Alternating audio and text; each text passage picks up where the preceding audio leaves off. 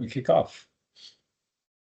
So welcome everybody to our Next Gen Data Rooms in Microsoft 365 webinar. We're going to spend about the next 45 minutes or so chatting through this topic and how we've invested a lot in data room support in our Extranet User Manager product. It's something that's been around for several years for us. We've kind of taken a number of iterations at it.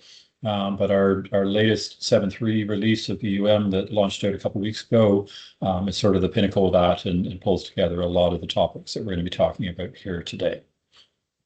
So for those of you who haven't met me before, Peter Carson, President, Founder of Envision IT, also a Microsoft MVP and regular industry speaker. So love having these conversations, whether they're in person, online, wherever we go from there.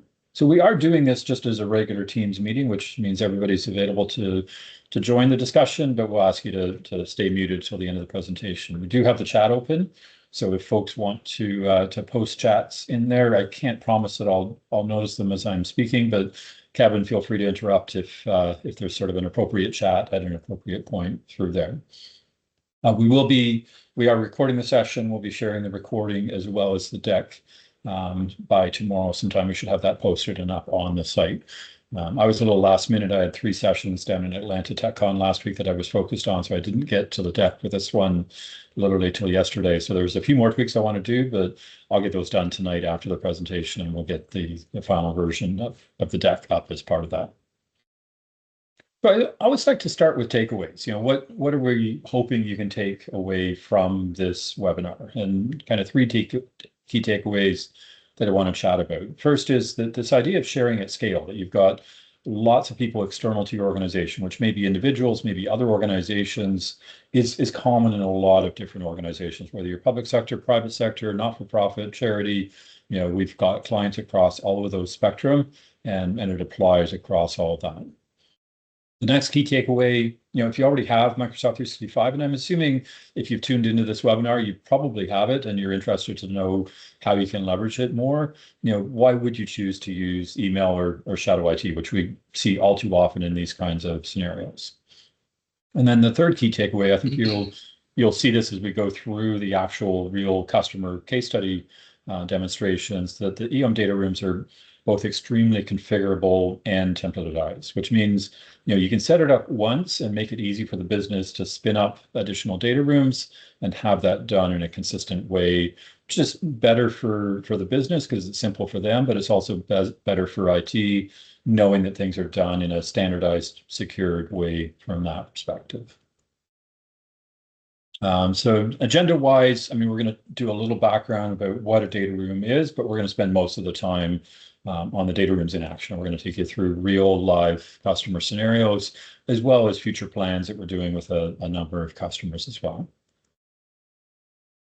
So sometimes you'll hear the acronym VDR, and every industry loves their acronyms. VDR stands for Virtual Data Room.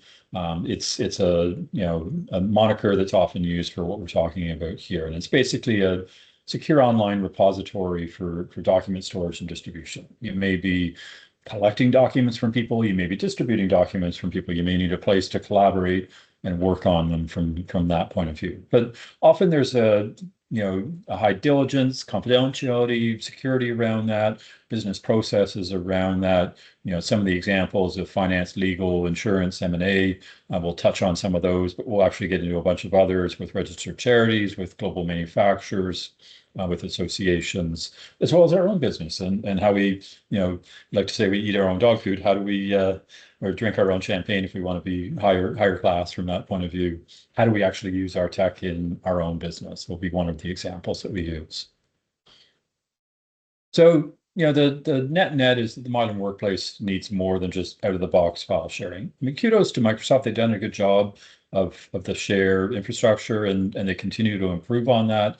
But it gets a little out of hand and maybe not appropriate as you get into more of these structured scenarios. But more importantly, people often don't even do that. They're just doing the email ping pong back and forth.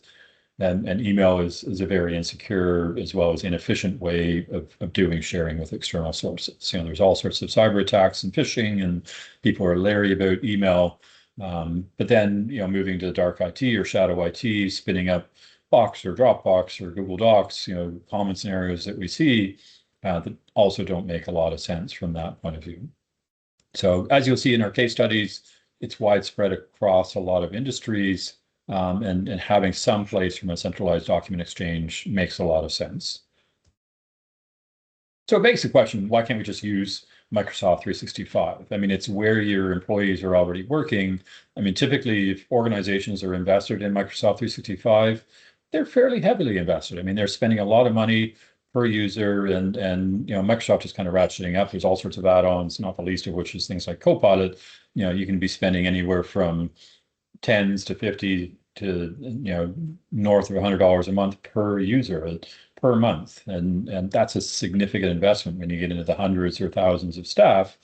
You want to leverage that.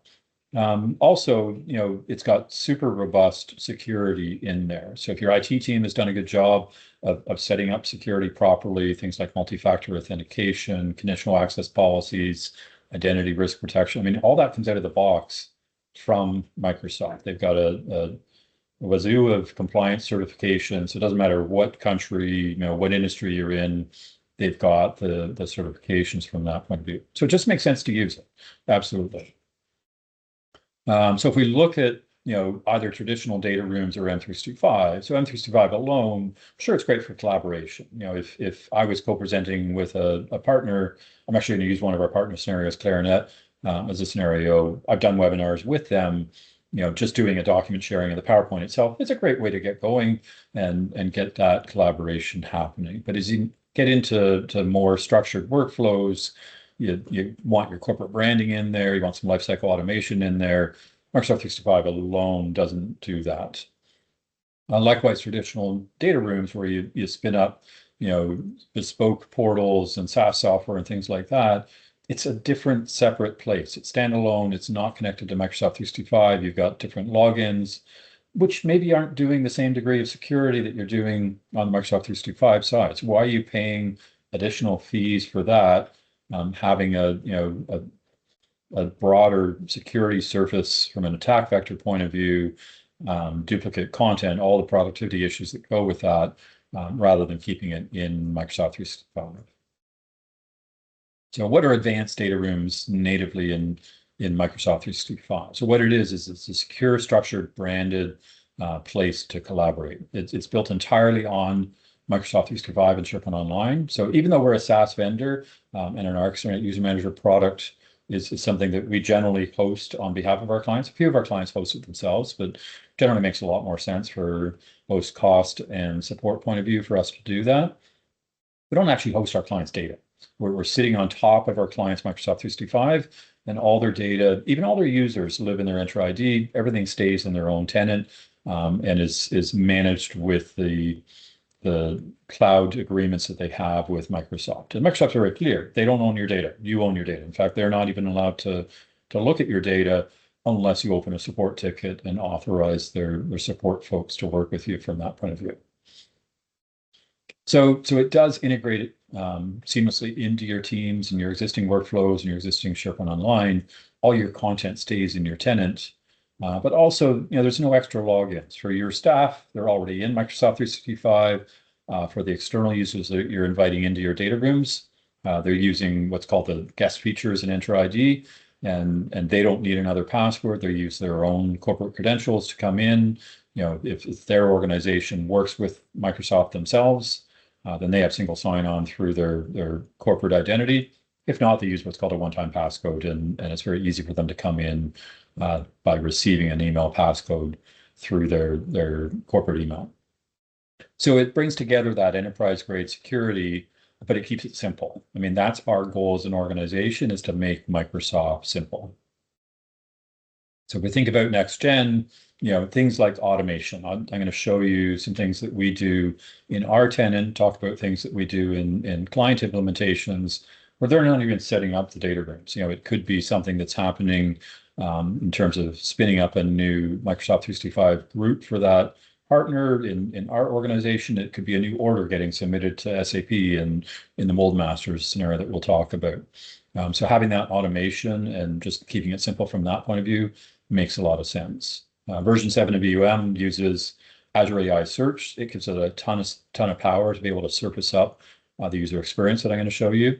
We've got rich member profiles. So if you want to have a member directory and such as part of this, that's all there. It's seamlessly integrated.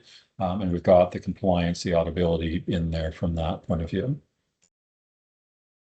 So basically what we're doing is spinning up a folder in SharePoint and managing permissions around that through groups that are managed in Extranet User Manager. So diving in a bit more, everything's tied back to actually Enter ID is the new name for Azure AD. So all the users, all the groups that they belong to are in your organization's Enter ID. And all the audit trails, the compliance that goes with that is there already out of the box with Microsoft. We do some things like automatically creating the folders, applying metadata, creating zip downloads of packages from there. That all happens as part of our products. And it can get quite complex from an implementation point of view, but it doesn't have to appear complex from the user's point of view, both from the business and the external people's point of view. Our goal is to make it appear simple. Sometimes making something simple is a hard thing, but we'll do the hard work and you benefit from the simple from that point of view. So you get that enhanced user experience as part of that. But I want to spend the bulk of the time actually going through scenarios. So let's dive into that. So I'm going to start at the very high level, and then I'm going to sort of go case by case through there. So we're going to start with some general data rooms that aren't really industry specific and talk about distribution, collection, collaboration models from that point of view. Common scenario that we see a lot is boards and committees. If you're a private company and you've got a board of directors, maybe you've only got one committee effectively as part of that. But we see in a lot of associations, not-for-profits, professionally regulated industries, that there's often tens or even hundreds of committees, subcommittees, panels, things like that, and managing that can be a real challenge for organizations. We'll talk about spinning up projects for clients is a common scenario. In fact, we're going to use Envision IT as an example for that, but also going the other way, we get very large projects with multiple vendors involved. We see this a lot with municipalities, with engineering, construction firms, where you might have a consortium of companies working together on a really big, multi-year, multi-billion-dollar capital project. How do you manage that? And we're going to finish up with some self-service data rooms, where people can actually request and provision and work with it from that point of view. We've got a very cool charitable organization, Community Futures BC, that we're going to be using as an example for that. Let's start with the general data rooms for distribution or collaboration. I've included the link here to our portal.eumdemo.com. I'm actually not going to use that site. We haven't actually refreshed it to the latest version of EUM, so I'm going to use our vNext demo portal as part of that. But we should have that up over the next couple of days, wrapping up from the demo prep, and you can actually try a bunch of this stuff out yourself. Basically, what happens in this scenario, you have an M365 group, like a team site or a team, and you basically want to create folders under that and have a very simple way for people to request new data rooms, which will create the folder. It'll create a security group for each data room.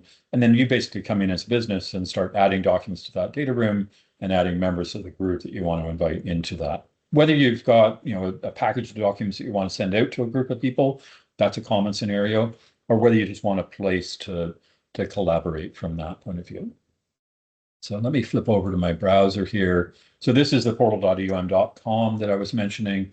I'm going to actually be using this portal-vnext, which we're about to flip to become our live demo portal shortly. So if you come in here, let me just change my email address for a second and say, hey, I don't actually have an account. Well, I shouldn't do it on that portal. I'll do it on this one here. Obviously, we haven't gotten our vNext one completely ready. I didn't dry run that. But we have scenarios here that show different forms that you can play around with for doing a self-registration. And not every data room, in fact, most of them don't make sense from a self-registration, but it is a model that we support as part of that. But let me come back here and use an existing account and go ahead and log in. So we've got a bunch of different demo groups and scenarios in here, but I'm going to use this data room collaboration to start with. And this is sort of the simplest scenario. There's no metadata about the data room. It's just a folder and a bunch of documents. So I can upload documents into here. I can download a full zip package of all the documents that are in here, and I can add or remove people from the group here as a data room owner. And we put guardrails around that. We say, hey, maybe the business shouldn't fully own this. Maybe we're just going to make them what's called a membership manager. And they can basically invite people in and put documents in there, but they can't change the structure of the group itself. They can't break it or mess it up from that point of view. So we've got a lot of different roles that we can assign from there. And then you can bring in people from a member's point of view. So we've got Joel on the call here. I can click into Joel. I can see his whole profile. I could remove him from the group if I didn't want him in here. Sorry. And I can edit all of his properties through here. Now, if I had people that I wanted to add into this group, we've actually made it very easy to either add existing people to the group, just hand bomb in some new people, or actually paste from Outlook or paste from Excel. So if I've got a set of people that I want to bring into the group, I can basically copy them from my Outlook, paste them in through here, and add them into the group. So we spent a lot of time, this was actually 7.2, around this whole user management piece of it to make it simple for people to say, hey, as a business, when the data room first gets created, the person that requested it is the only person in it. How do they get all the other people in from there? And there's a lot of rules you can set up. Again, to the guardrails point of view, if I look at the underlying group behind this, normally the business doesn't come into our admin console, but they can. But we can set up things like member automation to say, hey, we're going to have an allow or deny list to say, hey, only allow certain email domains in here because there's a certain set of people that should be participating in this group.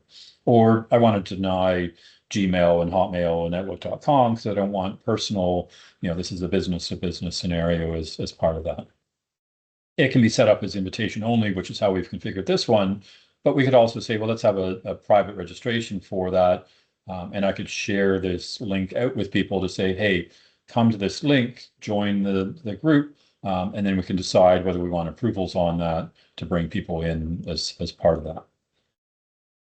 And then on the member side, we've got a number of different templates. We're using the data room template here for this one, which is what we're seeing, where we've got the folders and all the files and the people as part of that. And I can come over to the users through this interface. If I didn't want to do it in the portal, I can decide who are the owners, who are the membership managers for this particular group, who gets to do what through them. Okay, so let's come back to the portal itself. So if I wanted to upload some new documents into here, I can basically just pick some files from my samples here. I'll just randomly grab a couple, go ahead and open them. And in this case, we're not tracking any metadata about those documents, so it didn't ask me any additional questions. It basically just uploaded those documents. It's refreshing my browser, and I'll see those new documents that I just put in there today as part of that. So super simple. You could decide that this is a read-only for the members, in which case it's more of the distribution model where you just want them to be able to grab the documents or to be able to pull down a zip package of the full set of documents.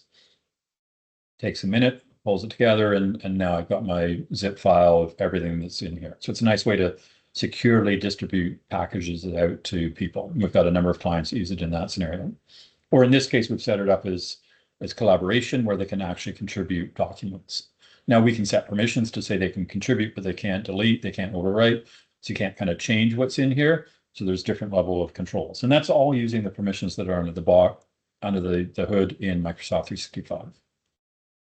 So that's sort of the simplest scenario where we just want distribution or collaboration. But let's take it up a level. Let's go to collection. Let's say I've got a specific scenario where I want to create a data room to collect a set of documents from somebody or from an organization. And so the example I'm going to use is a loan application process, and not a personal loan or mortgage, but more of a B2B. Let's say I'm going to the Business Development Bank of Canada to do a term loan with them. There's a lot that they're going to want from me. They're going to want my financial statements, my trial balance, my P&L. There's a package of documents they're going to want from a finance point of view. So you can actually configure that as a template as part of your workflow process. And I'll show you the initiation process in a second, but let's actually dive down into the collection scenario first. So you can see here, we actually have 3 cards now. We've got the documents area that we were seeing in the collaboration. We've also got a properties card and a requested documents card. And all of this is actually getting driven by a configuration Excel that the members, the people that are participating, don't get to see, but the owners, maybe I'm the loan officer that is working on this loan application, I get to manage that. So the status right now is not started on this particular loan application because we actually haven't received any documents from here. So let me take you through sort of the life cycle of what this looks like. So we're in this spot here, not started from a status point of view. So it's kind of with me as the loans officer in this scenario. And then I'm going to get things prepped and ready. I may adjust what documents I'm looking for. And then I'm going to invite in the people from the organization that's applying for that loan. And I'm going to flip the status to documents requested. So it's basically over to the other side saying, hey, it's up to you to now start uploading documents. As soon as they upload and tag their first document, it'll be marked as in progress. And once they've uploaded everything that I've asked for, it'll automatically get tagged as completed. And it's kind of back over to me now as the loans officer to say, hey, I've got a completed application here. What do I need to do in review? There may be back and forth. I may add some comments to documents. And then ultimately, marking that as closed to say, hey, the loan has been dispersed and we're all set from that point of view. So let's go through what that experience looks like. And I'm going to play both roles in the one session here just to keep it simpler. Okay, so I'm the loans officer right now. The status is not started. I need to come in and mark that as ready to go. So this is the Excel configuration document for the data room. You can add whatever rows, you can call the properties whatever you want. Basically, what's in this section here is what I see up here. In fact, I probably shouldn't call this data room properties. That doesn't really make sense. Let's actually change that. So I can actually change the title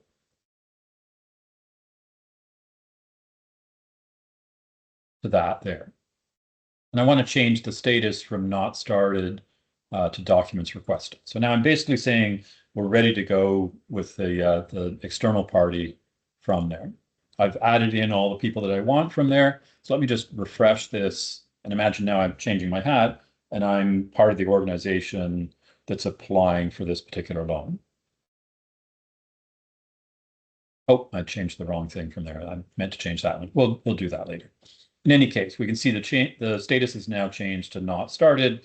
And I see that there's actually only 2 documents that the loans officer is asking for me from them. So I need to start uploading some documents. Now, I wouldn't see these links if I was signed in as the external user. It's just easier not to flip sessions from me here.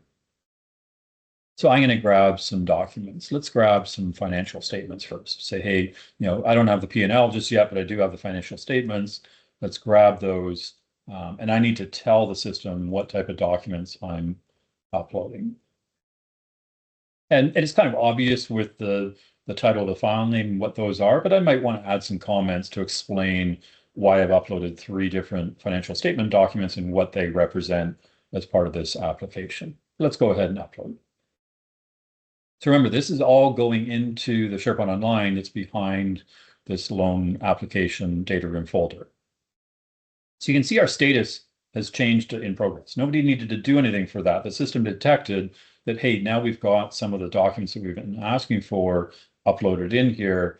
It's in progress, but we're still waiting for something else. So we're not quite done from that point of view. So let's come back and do another upload in here. Let's call that our trial balance. Or actually, no, sorry, it's P&L that I want to upload. Oh, let's just X that out and do a different one. Where's my P&L? There it is.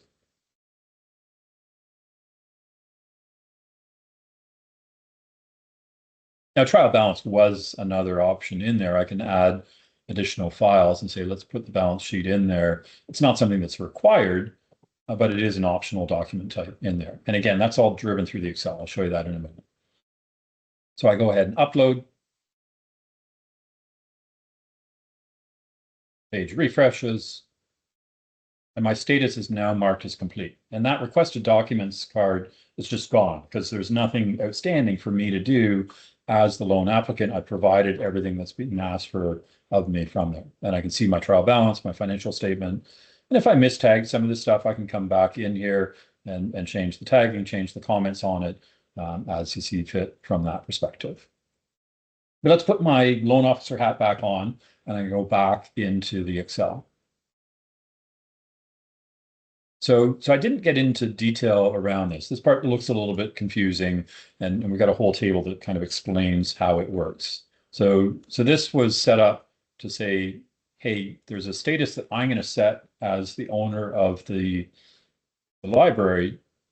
But if I set the status to document requested, then use what's called the combined status, where it looks at is there pending documents? Have I uploaded any documents yet? Where am I in that journey as an applicant? And it auto-calculates that status for me. So I didn't need to set those in between statuses, but now that everything's been uploaded, I can mark it as closed to say it's complete from that point of view. And when I come back here and refresh, it's now marked as closed. There we go from there. Now, imagine I was doing this at scale. So I'm a loans officer. I'm not just dealing with one applicant. I've got dozens or hundreds of applications in flight at any one time, and I'm trying to remember who am I waiting for what from. Doing that through email ping pong is a nightmare. It just get completely out of sorts trying to do that.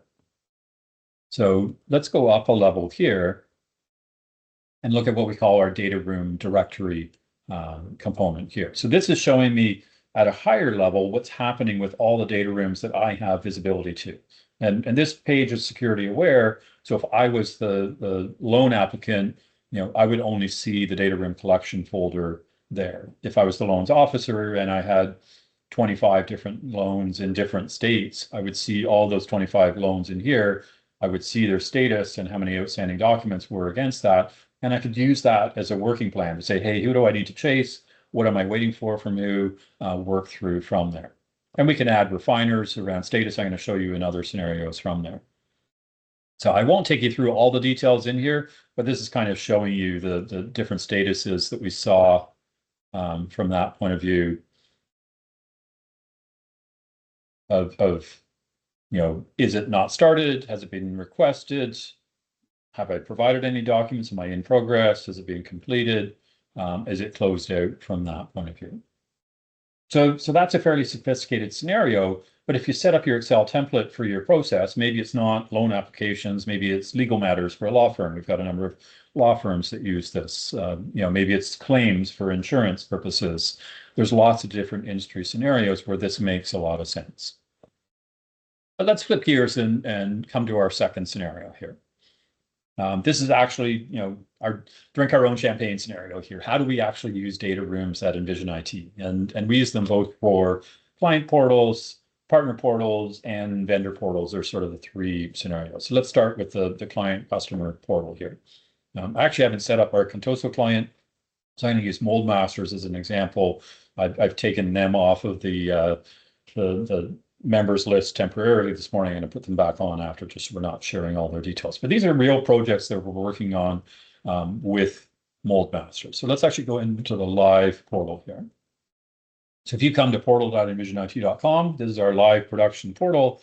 I sign in with my corporate account, and we come to our members page. And basically what this page is showing me is what are all the groups that I belong to. So if I was Mark Priest, who's our main contact at Moldmasters, coming in, he would just see the Moldmasters group here. But because I belong to a whole lot of client and partner portals through here, I just scroll way down, find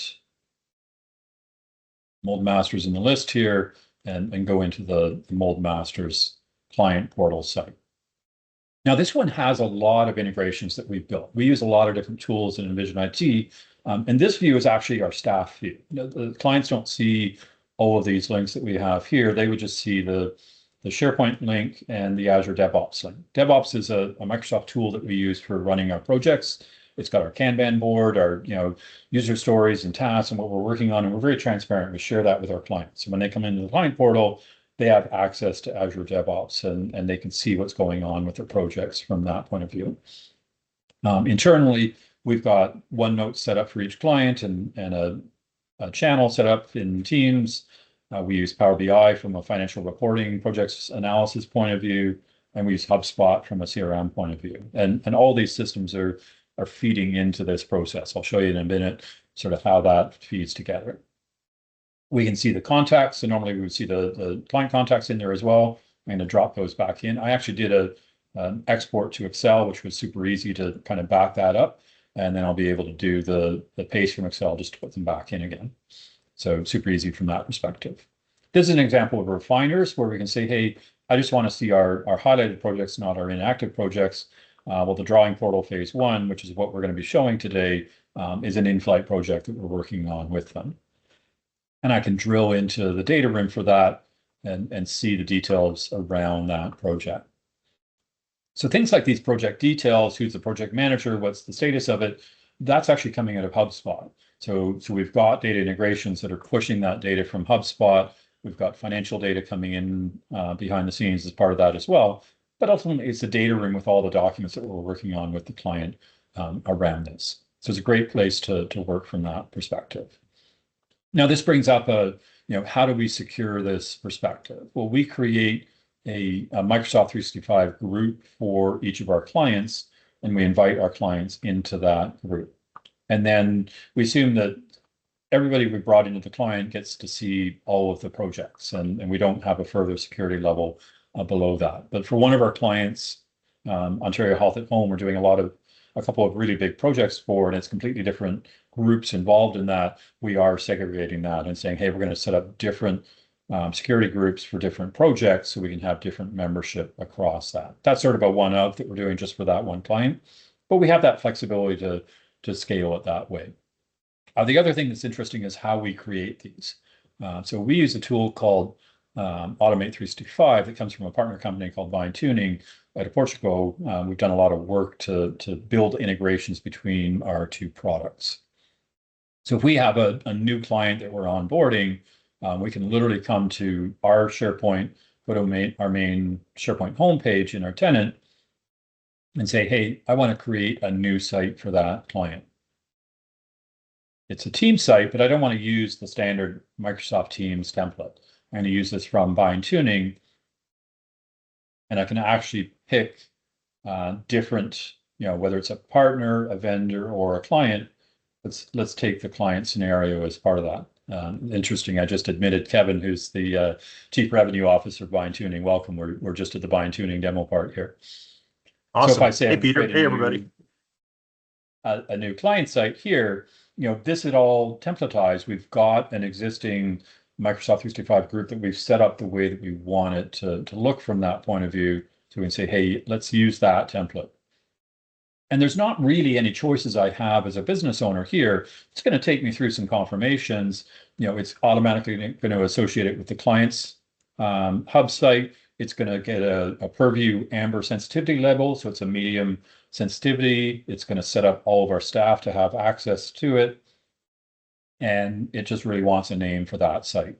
And once Vine Tuning has done its provisioning process, we've built integrations between the two products. It actually calls over to our EUM, and we set up the partner site in our partner portal and do all the bits from that perspective. So it's a pretty cool integration. In fact, I'm not actually going to create one through there, but if I go over to Mold Masters and come to their SharePoint site that's behind their data rooms, we've actually got some web parts in here for things like links and featured documents. I can see that same members component. We actually have it as a SharePoint framework web part.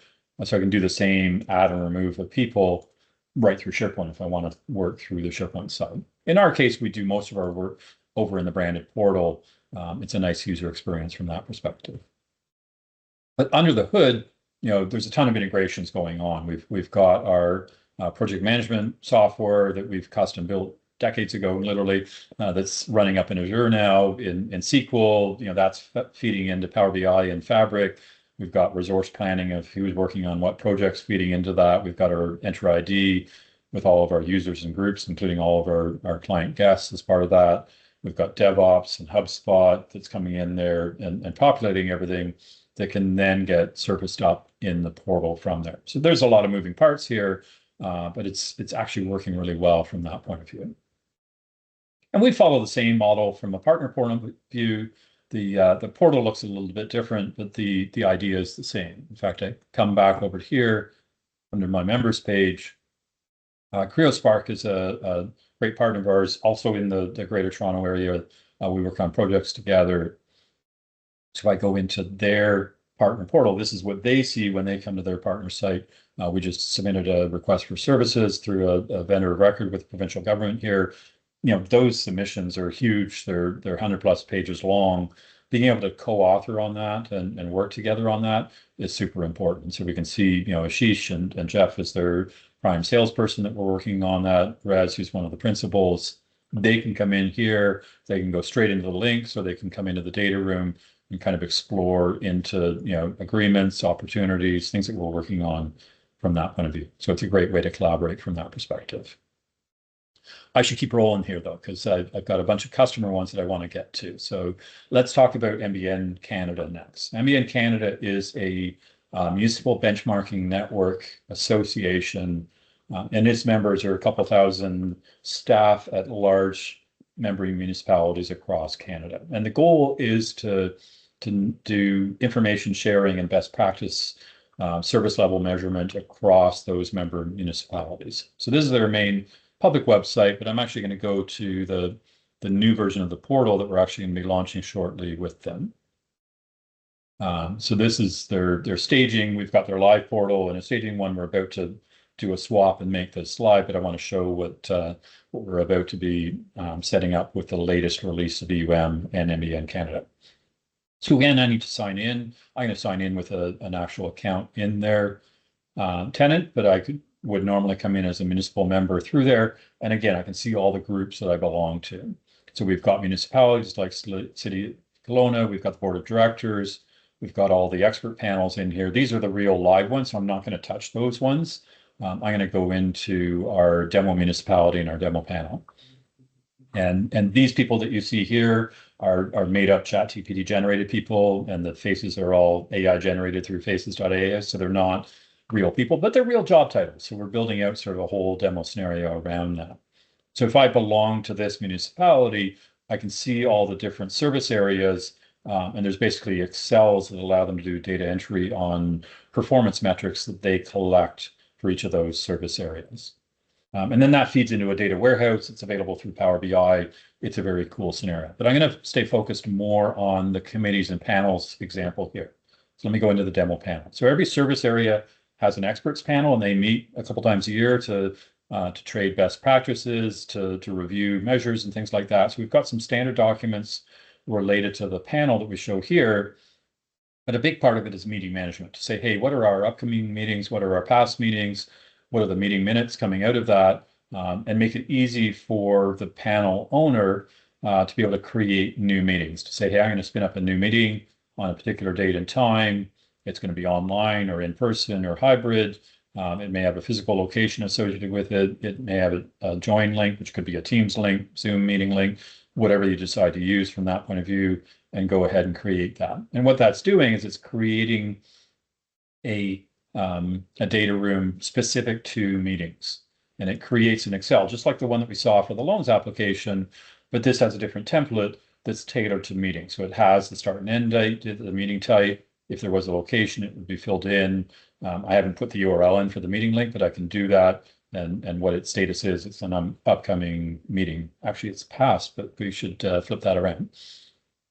And I can see that I've got some minutes in here. So I can upload documents just like we were showing in the previous example related to this meeting. So things like the recording, the transcript, supporting documents, meeting packages can all go in here pre and post the meeting from there. And then as the meeting owner, I can come into that same style of Excel. If I need to adjust the time, if I've got a an actual link, I can put the URL in for the Teams link in there, and it'll show up on the panel meeting from there. So we see a lot of value for this in associations, not-for-profits tend to have a lot of committees, a lot of meetings underneath these. There's 36 different panels, 3 times a year. That's roughly 100 meetings a year. It's a lot of packages to assemble and organize from that point of view. So that's really brings some structure to that. The next one, this is a really cool one. It's a fairly sophisticated implementation for Mold Masters. It's something we first launched back in 2019, 2020. We've upgraded it a couple times through there. We're actually just, as part of that Drawing Manager 2025 project, look at upgrading it to our latest data room release. So what I'm going to show you is actually in our demo portal of what we're planning around it. It's not real and live just yet, but to give you a sense of how this hangs together and works. Mold Masters is a global company, kind of near and dear to the heart, though. I live in Georgetown, which is a small community west of Toronto in Canada. And Mold Masters is a big success story, industry here in Georgetown. In fact, the one and only hockey arena in Georgetown is called the Mold Masters Sportsplex, and the one and only municipal pool is called the Gellert Center. The Gellert is the family that founded Mold Masters. It's since been sold. It's now owned by Hildebrand as a global consortium. They have manufacturing facilities all around the world. It's a real success story. So they use SAP as their ERP. All their orders go in through SAP. Salesforce supports the sales process. There's actually another icon I need to add in here, which is their configuration, quoting, and costing tool, which is another SaaS solution. And the idea is to feed all that data into AI search and up into dashboards for customers from a portal point of view. And to be able to bring both staff and customers into that portal. So let's have a look at what that looks like. So this one I need to be in our demo tenant. We've got our Mold Masters branding on that. The cool thing here is we actually built support not just for English, but French, German, Spanish, Italian, Portuguese, and simplified Chinese. I might be able to muddle my way through most of these languages, but not the simplified Chinese. We're going to keep it in English. We haven't spun up the multilingual on the demo portal just yet, but that will be a requirement prior to launch. So I go ahead and sign in, and it brings me to my data room directory page, similar to the one that I was showing you early on the demo. But you can see we've customized the columns here to what makes sense for Mold Masters, and we've added some refiners. So this data all feeds in from SAP and gets synced into the system. So I can say, hey, I'm not so interested in the shipped orders. I'm interested more in the sent to customer, which ones haven't started, and oh, it's that particular customer. So I can refine down my set. And I can remove those refiners if I want to, and kind of go back up the chain from there. So this view is useful both for customers and for Mold Masters. As a customer, I would only see my orders, but I'd still want to know which ones were in which status and what approval status was it on there. Whereas if I was on the Mold Masters side, I want to be able to drill down across customers and across status from there. But ultimately, I want to drill into a particular order. So these are, again, Copilot generated random orders and Copilot generated random companies. This isn't real data, but I can drill into a particular order here. And just like that collection scenario, we've got the data room properties here, but that's properties data isn't coming from an Excel. There is no Excel in this scenario. It's being fed from SAP. And we have webhooks so that when things get updated in SAP, it gets pushed through into AI search from there. And then there's a whole drawing package of engineering drawings the client needs to review through here. And when they're happy, they can go through an approval process to say, hey, I approve it, or I need you to do some changes, or I've rejected the order, and that decision gets recorded back into SAP. In fact, there's some additional metadata that we need to show here around the types of drawings and such from there. One of the future goals we're talking with them about is, I can launch one of these PDFs and it launches in the browser for me in SharePoint. There's some third-party vendors we're looking at bringing in. Sorry, it's not an actual engineering drawing, but imagine it was, to allow people to live annotate right on the PDF and update the PDF through there. So that's not in the current plan, but it's something that we're thinking a lot about from that point of view. I know I'm getting close to time, so I'm going to jump to our last one. Really cool story, actually. Community Futures BC The project here is around enabling smaller rural businesses in BC to get business continuity plans together. When we think about, the state of wildfires, particularly in BC and Alberta, atmospheric rivers that we never heard of a couple of years ago, and flooding and disasters, if a business isn't prepared for that and it strikes, the odds of that business surviving are pretty slim. So how do we make it easier for them to record that? So what I'm going to do is I'm going to start with a dummy account here, just to give you an example. Imagine the hat I'm wearing now is a business owner of a small rural logging business. I'm not a tech person. I don't know technology, but I went to a seminar and I heard about how important business continuity and disaster planning is, and I want to start my journey through here. Now, this isn't a live portal yet. This is still very much in development. So things like what are the questions that I'm going to ask and such are still in flight. But the first thing we need to do is to have you register. So I'm going to say, hey, I'm Peter Carson.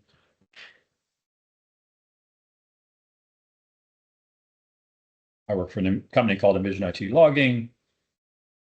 I don't know if we have that as a example in here. Oh, forestry. There we go. That's what I was looking for. We've got some Google Places integration here, so I can start typing. This is our company address here. I just type in the first 4 digits. It finds it. I pick it. It populates everything else for me. So it makes it simple for me as a business owner to set this up. I have to consent to the marketing. I have to consent to the data privacy. We're going to put some links in there to explain those privacy policies and what does that mean, because this is fairly sensitive information we're going to be collecting, and I go ahead and register. So what we're doing behind the scenes now is setting up the data room, and then we're going to send an email to me from there. It takes about 5 minutes to go through that process. We don't have time for that, but I do have a queued one here. So let me just pop this one open. And again, it's got the branding on it. We're going to put more messaging around, kind of explaining the next step of the journey from there. But basically, they would then go to the portal, which brings me over here. I can go ahead and sign in. I may belong to multiple companies. I can add additional companies from there, but let's do the Northwinds Outfitters as an example here. And this dashboard, we're going to improve the sort of visualization and graphics around it. It's basically showing me the status of how far have I gotten in my business continuity planning. It's kind of like that loan application, but it's not about uploading documents. It's about marking things off on the business continuity plan. So we're going to provide a template to them with a bunch of items in different tabs here. They fill that information in, or they mark it as not applicable. And ultimately, we build a dashboard out of whatever they completed, what's in progress, what doesn't apply, and that drives the dashboard here. And if they've got some supporting documents that they want to keep as a safe spot in here, they can upload those documents in here. We're going to ask them not to provide things like credit card numbers and passwords for accounts and things like that. We're going to encourage them to use a password manager like 1Password to do that as part of that. But then this becomes their place in the cloud, safekeeping for their business continuity plan. So if, heaven forbid, disaster does strike, they've got a spot to go to say, hey, who are my key contacts? Where's my insurance broker? What are my government contacts that I need to be reaching out to? How do I get my business back and going again so that I can survive what's happened here from that point of view? And I can invite other people from my organization in as part of that. So apologies, I've gone a little bit over here, and just close it out with our vision statement, which is let's make Microsoft simple together. Thanks very much and have a great rest of your day.